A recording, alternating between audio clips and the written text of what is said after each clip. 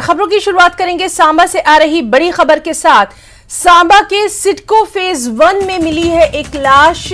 नाले से मिली है किसी अज्ञात व्यक्ति की लाश। पुलिस मामले की जांच में जुट गई है। तो सांबा से इस वक्त की एक अहम खबर। सांबा के सिडको फेज 1 में एक व्यक्ति की लाश मिली है। पुलिस अब मामले की तफ्तीश कर रही है। जम्मू के सांबा से ये बड़ी खबर, जहां के सिडको फेज 1 में एक अज्ञात व्यक्ति की लाश मिली है। एक शव जो है वो बरामद किया गया है। नाले में ये शव मिला है। पुलिस अब मामले की तफ्तीश कर रही है। तो बेहद अहम खबर, जिस पर तमाम तर तफसीलात पर भी नजर बनी हुई है। फिलहाल ये सांबा से खबर है, जहां के सिडको फेज 1 में एक शव मिला है। किसी अज्ञात व्यक्ति का ये शव बताया जा रहा है। पुलिस मामले की तफ्तीश में जुट गई है।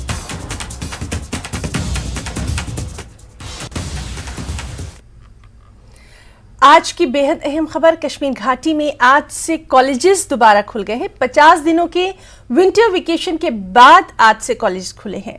कॉलेज 27 दिसंबर 2022 से बंद थे। कुछ क्लासेस के लिए आज इम्तिहान भी हो रहे हैं और यहां पर तमाम स्टूडेंट्स के चेहरों पर खास खुशी देखी जा रही है। अपने कॉलेज आने का जो उत्साह है, जोशो खरोश है, वो इन छात्र छात्राओं के चेहरों पर साफ दिखाई दे रहा है। डिग्री कॉलेज से कश्मीर जोन के अंदर आज 50 दिन की छुट्टियों के बाद विंटर वेकेशन जो है ख़त्म हो गई और आज कॉलेजेस जो है वो ओपन हो गए। तो स्टूडेंट्स जो है आज आप देख रहे हैं कि बड़े उत्सव से आ रहे हैं, बड़े खुश है क्योंकि 50 दिन की छुट्टियों के बाद वो कॉलेज आ गए। और कॉलेज में भी मौसम भी है वो बहुत ही अच्छा है आज, और अच्छा लग रहा है कॉलेज आना। और स्टाफ भी है वो बहुत सवेरे आए थे। और जहाँ तक अरेंजमेंट्स की बात है, हर एक अरेंजमेंट किया हुआ है। हीटिंग अरेंजमेंट है, शायद आपने देखा भी होगा, बुखारियाँ क्लासेस में लग रही है। कई क्लासेस में हमारे पास एसीज भी है। तो हर तरह से तैयारी है, सफाई साफ हर जगह है। तो बच्चे जो है वो बड़ी खुशी से कॉलेज आ रहे हैं। बहुत ज्यादा घर में बोर हो गए थे, बहुत ज्यादा। हम लोग वेट कर रहे थे कि कॉलेज कब खुलेगा। घर में आफ्टर 50 डेज कॉलेज खुला है, so it's very good for us. खासतौर एग्जाम्स वगैरह हो रहे हैं। अभी एग्जाम चल रहा है हमारा, मेरा 3rd सेम का है, तो अभी एग्जाम्स हो रहे हैं। मेरा लास्ट पेपर है, आधू का लास्ट है, आधू का दूसरा है। तो एग्जाम खत्म हो गए तो we will join the college as soon as possible. जी लगभग मुझे लगता है 50 डेज तक तो बंद ही था कॉलेज। हमें बहुत अच्छा लग रहा है क्योंकि घर बैठे तो बोर ही होते हैं, अच्छे से पढ़ नहीं पाते। मगर अब कॉलेज खुल गए तो मुझे लगता है अच्छे से प्रिपरेशन भी हो जाएगी। और आजकल एग्जाम्स भी हमारे चल रहे हैं, तो मुझे लगता है हमारे लिए बेहतर है कहीं ना कहीं। घर में बैठने से पहले तो जैसे आपने देखा कोविड भी हुआ है, उस वक्त भी हम बहुत टाइम के लिए बंद थे। मुझे लगता है कॉलेज आना हमारे लिए बहुत अच्छी बात है। बच्चे पढ़ पाते हैं, वो फजूल टाइम ज़ाया नहीं कर पाते, तो अच्छी बात है हमारे लिए। वादी कश्मीर में विंटर वेकेशंस के बाद आज कॉलेजेस जो हैं वो खुल रहे हैं। तकरीबन 50 रोज विंटर वेकेशंस के लिए ये कॉलेजेस बंद रहे हैं। और हमने देखा कि सुबह से ही जो बच्चे और बच्चियां हैं वो अलग अलग कॉलेजेस में हाजिरी देने के लिए पहुंचे हैं। हालांकि जो मौसम है, मौसम में भी कदर बेहतर सुधार आया है। और पिछले कुछ रोज से हमने देखा कि जो नाइट टेम्परेचर्स हैं वो भी रेज हुए हैं, और जो दिन का टेम्परेचर है, दिन में भी अच्छी खासी धूप खिली होती है। और यहाँ पे अगर हम बात करें तो कॉलेज के खुलते ही जो है बच्चों के एग्जामिनेशंस जो हैं वो स्टार्ट हो गए हैं। अलग अलग सेमेस्टर्स के एग्जाम्स हो रहे हैं। यहाँ पे अगर हम बात करें दूसरी ओर जो ऑफिशियल्स हैं कॉलेजेस के, उनका ये मानना है कि जो विंटर वेकेशंस रहती हैं उसमें काफ़ी स्ट्रेस रहता है बच्चों को, क्योंकि घरों में मैसूर होके ये बच्चे रहते हैं। तो इस वजह से काफ़ी स्ट्रेस आ जाता है इनमें। लेकिन जब ये कॉलेजेस खुल जाते हैं और वो अपने कॉलेजेस की तरफ रुख करते हैं और अपने फ्रेंड्स से मिलते हैं, अपने टीचर्स से मिलते हैं, तो एक डिफरेंट माहौल उनके लिए बन जाता है। यहाँ पे आप देख सकते हैं विजुअल्स में ये बच्चे मुख्तलिफ इलाकों से जो हैं, हालांकि अभी मलबूसात इन्होंने गर्म ही पहने हैं क्योंकि अभी भी चले खुर्द जो है वो अभी जारी है यहाँ पे। लेकिन जो जज्बा है इनका कॉलेज आने का वो इनके चेहरों से साफ दिखाई दे रहा है। हालांकि पहले दिन ही जो है एग्जामिनेशंस हैं इनके, लेकिन इसके बावजूद भी जो है जोशो जज्बा काफ़ी है बच्चों में, क्योंकि जैसा मैं कह रहा था कि स्ट्रेस काफ़ी रहता है विंटर्स में, और जब ये स्कूल कॉलेजेस खुल जाते हैं इसके बाद जो बाकी एक्स्ट्रा करिकुलर एक्टिविटीज़ हैं वो भी रिवाइव हो जाती हैं, चाहे स्पोर्ट्स हो, कॉन्फ्रेंसेस हो, तो जिसकी वजह से जो बच्चे का जहन है वो एक किस्म का खुल जाता है। अब जबकि कॉलेजेस खुल गए हैं तो इसके कुछ दिनों बाद ही 1 मार्च तक जो है स्कूल्स भी खुल जाएंगे, तो एक अलग माहौल कश्मीर में बन जाएगा। अयूब खान के साथ परवेज भाट, नेटवर्क 18 श्रीनगर। तुलेल के आखिरी गांव उबदुआन में पिछले कुछ दिनों से एक महिला की तबीयत खराब है। स्थानीय डॉक्टर्स ने उसे इलाज के लिए श्रीनगर रेफर कर दिया, लेकिन सड़क बंद होने की वजह से महिला को अभी तक एयरलिफ्ट नहीं किया जा सका। लोग गुजरान नामक गांव तक चलकर महिला को पहुंचाने की कोशिश कर रहे हैं। साथ ही प्रशासन से मांग कर रहे हैं कि इस बीमार महिला को गुजरान हेलीपैड से तुरंत एयरलिफ्ट किया जाए। हालांकि भारी बर्फबारी के चलते महिला को बुडुआब हेलीपैड तक पहुंचाना नामुमकिन है। जो कॉन्स्टिट्यूंसी तुलेल है वहाँ के लास्ट गांव अब्दुलन में मुख्ती बेगम नामी एक खातून पिछले कई रोज से क्रिटिकल कंडीशन में हैं, स्ट्रोक पेशेंट हैं। पिछले कई रोज से उन्हें वहाँ पे फर्स्ट एड दिया जा रहा है, लेकिन उनकी हालत जो है वो नाजुक बनी हुई है। हमारी कोशिश जारी है कि उन्हें स्ट्रेचर के ज़रिए गुजरान शिफ्ट किया जाए, और मेरी अथॉरिटी से गुजारिश रहेगी कि फौरी तौर उन्हें गुजरान हेलीपैड से एवाकुएट किया जाए ताकि उनकी जान बच सके। जैसा कि हमारा भाई ने बताया कि हमारी माँ जो है वो पिछले 7 दिन से 1 हफ्ते से मुसलसल सीरियस है, इसलिए यहाँ पर बर्फ़ मेडिकल की कोई यहाँ पर फैसिलिटी नहीं है। गुजरान से जो हेल्थ वर्कर था वो यहाँ आकर उसको ट्रीटमेंट किया है और उन्होंने उसको रेफ़र कर दिया है श्रीनगर के लिए। इसलिए हमारी गुजारिश है LG इंतज़ामिया, डिविजनल कमिश्नर कश्मीर और DC बांडीपोरा से कि वो यहाँ कुछ ना कुछ करके उसको एयरलिफ्ट करे। SDM गुरेज से भी गुजारिश है कि वो एयरलिफ्ट करे इसको, क्योंकि यहाँ पर इसको कोई भी मेडिकल सुविधा नहीं दे सकते हैं। बर्फ़ इतनी है कि हम यहाँ से मुश्किल से रास्ता, कल से मुसलसल कोशिश करने के बावजूद गुजरान तक रास्ता बनाया है और हेलीपैड भी साफ कर दिया गया है। इसलिए गुजारिश है कि DC बांडीपोरा से कि किसी न किसी तरीके से इसको श्रीनगर पहुँचा दिया जाए। तुलेल के आखिरी गाँव अब्दुलन चकवाली से यहाँ पे इस वक्त मौजूद है। यहाँ आप देख सकते हैं ये हमारी माँ आज पिछले 4-5 दिनों से मुसलसल पिछले 1 हफ्ते से बीमार है, 1 हफ्ते से मुसलसल। तो अभी यहाँ पे जो हमारे मेडिकल असिस्टेंट थे या मेडिकल स्टाफ था, जितना इन्होंने चेकअप करने के बाद उसको रेफरल किया गया है आगे फर्दर ट्रीटमेंट के लिए। तो हम सारे लोग इसको उठा के गुजरान ले जा रहे हैं। गुजरान यहाँ पे तकरीबन बर्फ 10-12 फुट के करीब है, और अभी उसको स्ट्रेचर में उठा के इस तरह उठा के गुजरान में पहुँचाना है। वहाँ पे हेलीपैड क्लियर है, और साथ ही साथ हम आला हुकाम से अर्ज़ करते हैं कि हम उससे आगे उसको उठा के ले नहीं सकते, क्योंकि बड़ो अब तकरीबन 15 किलोमीटर दूर है और बर्फ़ भी यहाँ से ज़्यादा है, रास्ता बंद है। और हम अर्ज़ करते हैं LG इंतज़ामिया से और साथ साथ डिविजनल कमिश्नर कश्मीर से और DC बांडीपोरा और DDC से कि फ़ौरन उसको यहाँ से इवाकुएट किया जाए। ये बहुत सीरियस है, तो हम मुद्देबाना अपील करते हैं सारे लोग। PM पैकेज कर्मचारियों को जम्मू में प्रेस क्लब पर धरना प्रदर्शन करने की अनुमति नहीं मिली है। PM पैकेज कर्मचारी लंबित वेतन जारी करने और नौकरियों के स्थानांतरण के लिए प्रेस क्लब में विरोध प्रदर्शन करने की योजना बना रहे थे।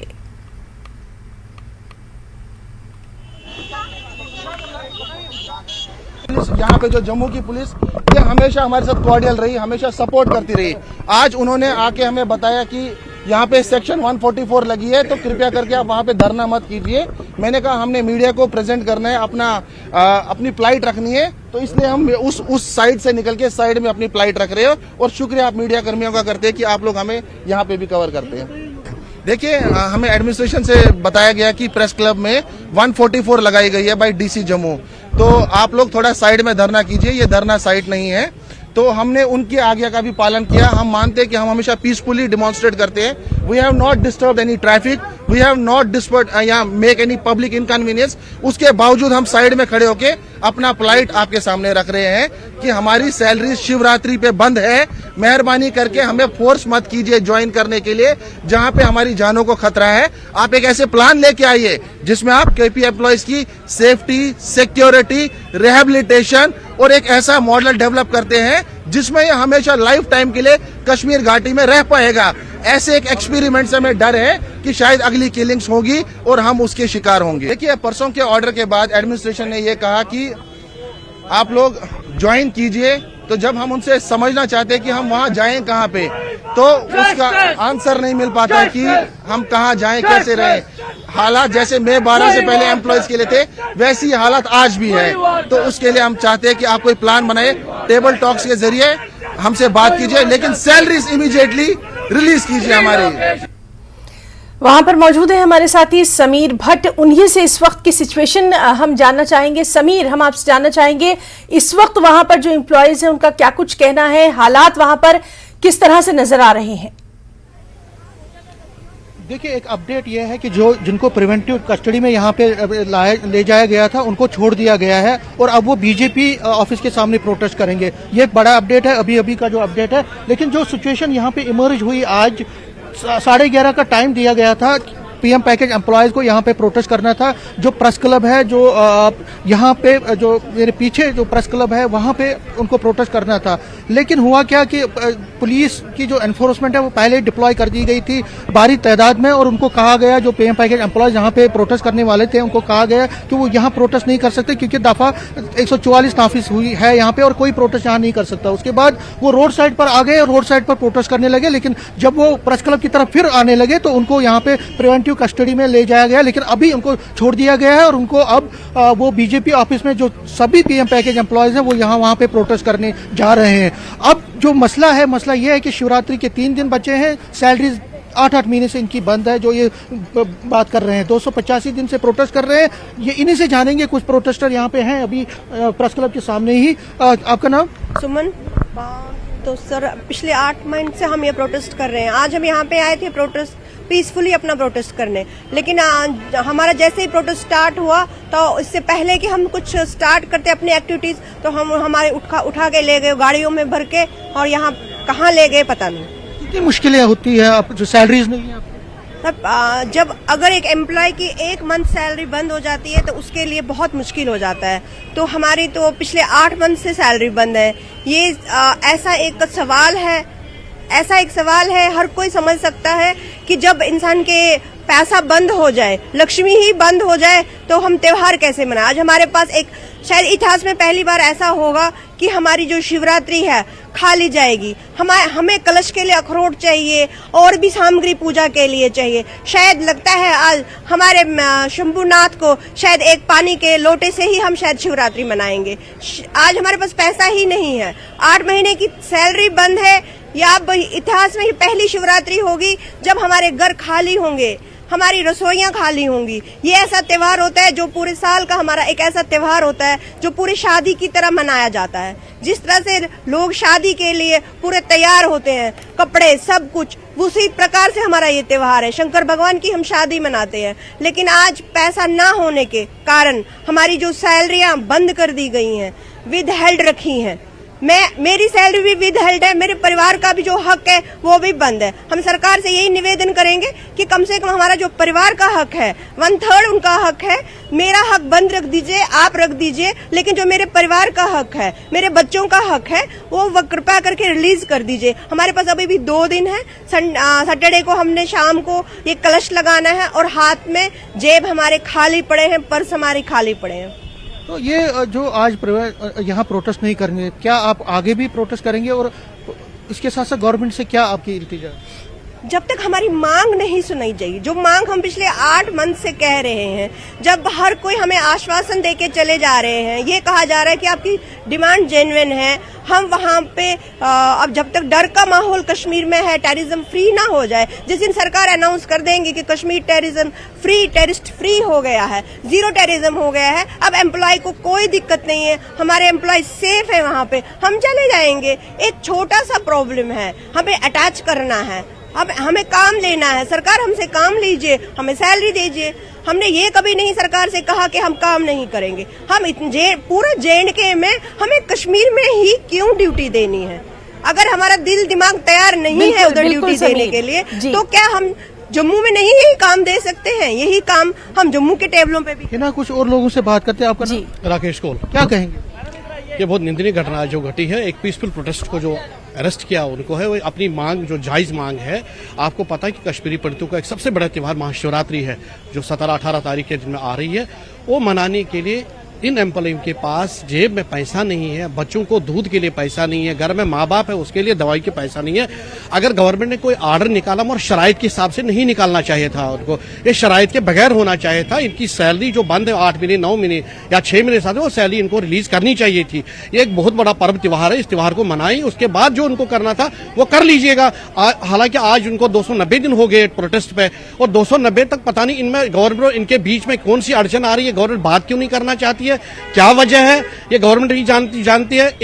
इसका सलूशन भी कोई बड़ी बात नहीं है। अगर गवर्नमेंट चाहे और नियत साफ है, इसका सलूशन भी निकलना था।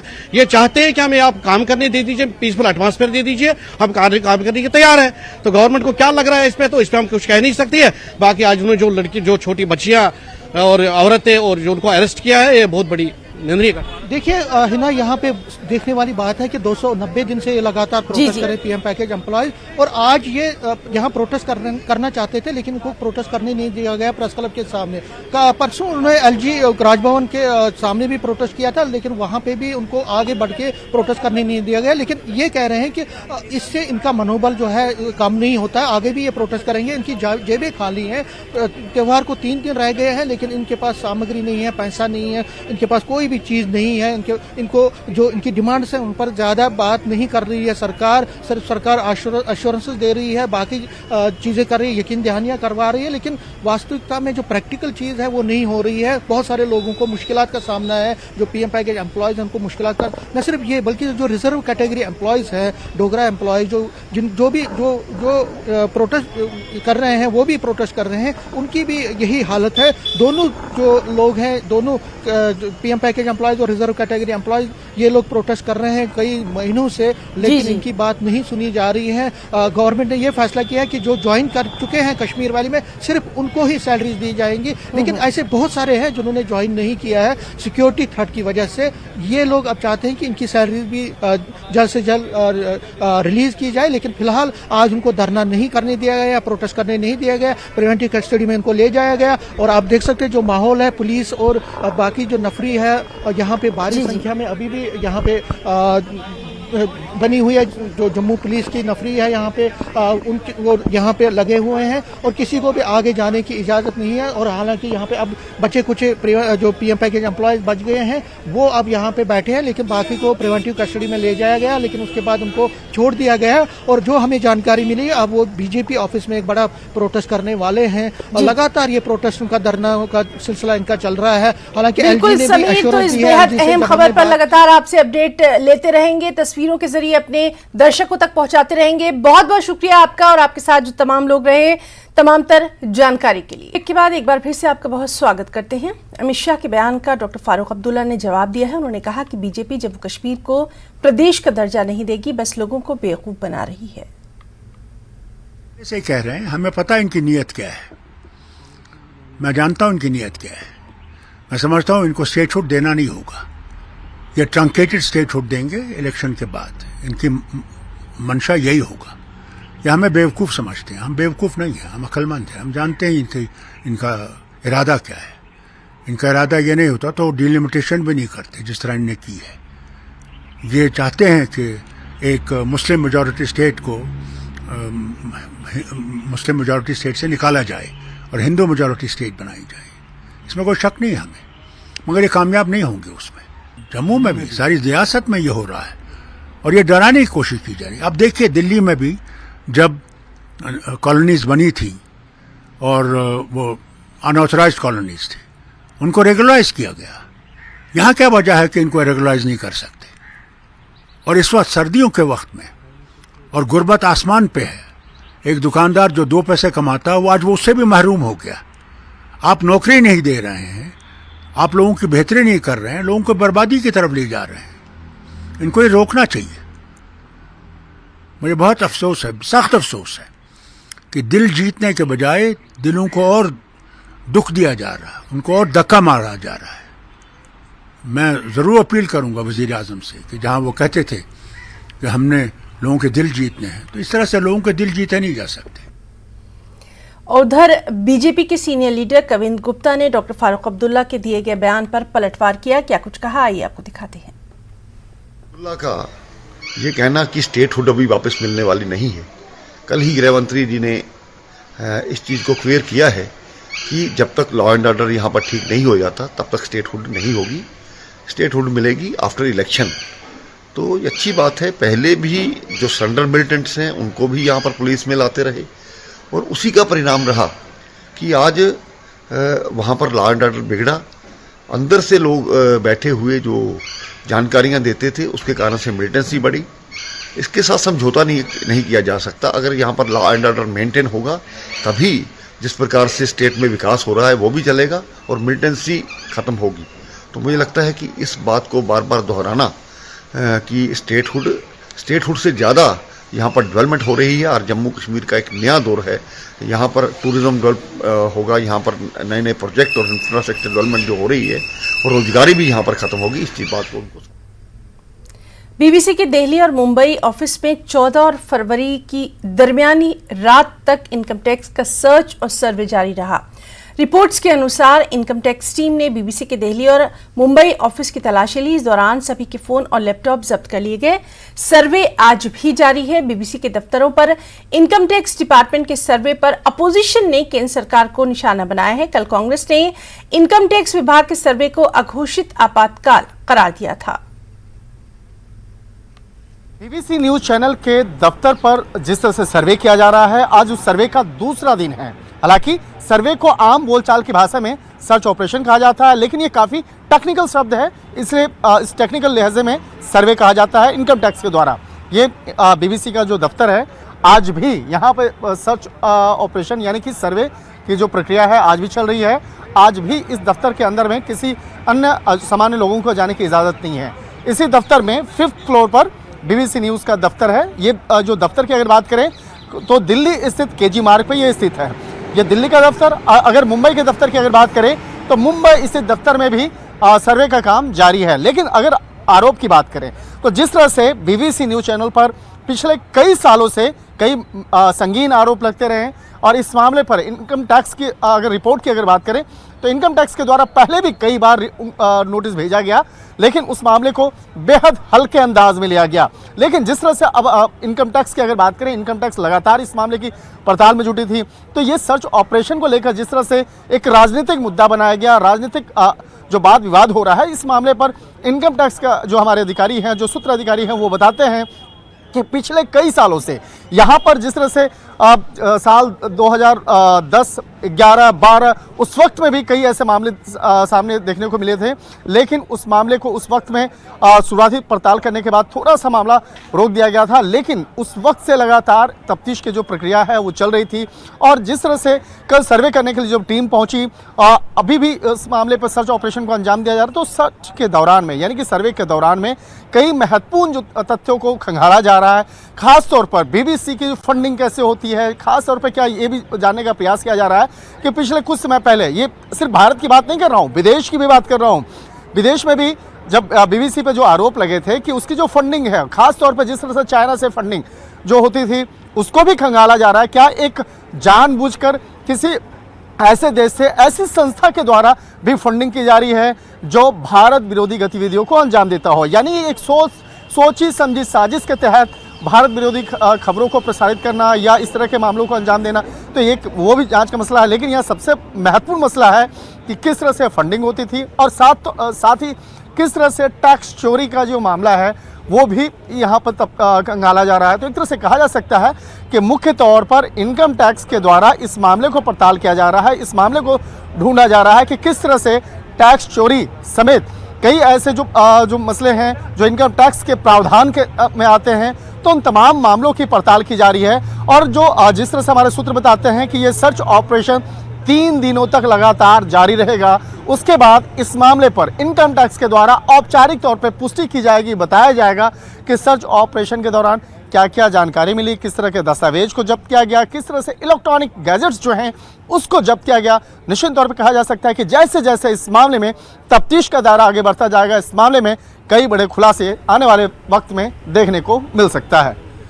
वीडियो जर्नलिस्ट जगदीश के साथ शंकर आनंद, न्यूज़ 18 दिल्ली।